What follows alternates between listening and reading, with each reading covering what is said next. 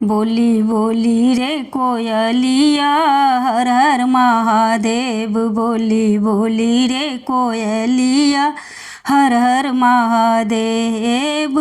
हर हर महादेव गौरा रानी के महेश। बोली बोली रे कोयलिया हर हर महादेव। बोली बोली रे कोयलिया हर हर महादेव। बागों में बोली बगीचों में बोली, बागों में बोली बगीचों में बोली। अमुआ के डाले पर हर हर महादेव। बोली बोली रे कोयलिया हर हर महादेव। बोली बोली रे कोयलिया हर हर महादेव। तारों में बोली तलैयों में बोली, तालों में बोली तलैयों में बोली।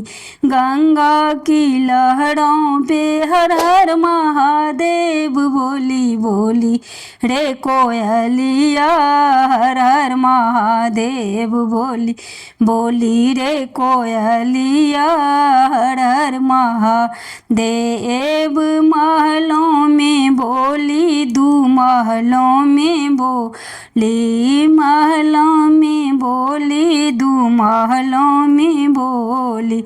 छज्जों पे बैठ के बोली महादेव। बोली बोली रे कोयलिया हर हर महादेव। बोली बोली रे कोयलिया हर हर महादेव।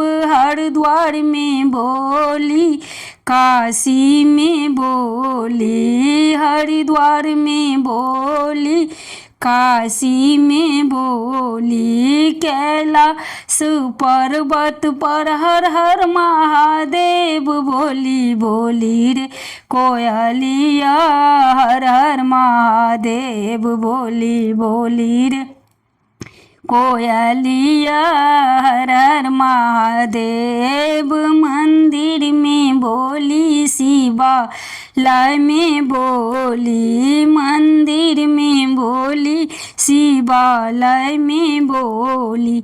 सत्संग के बीच में बोली महादेव। बोली बोली रे कोयलिया हर हर महादेव। बोली बोली रे कोयलिया हर हर महादेव।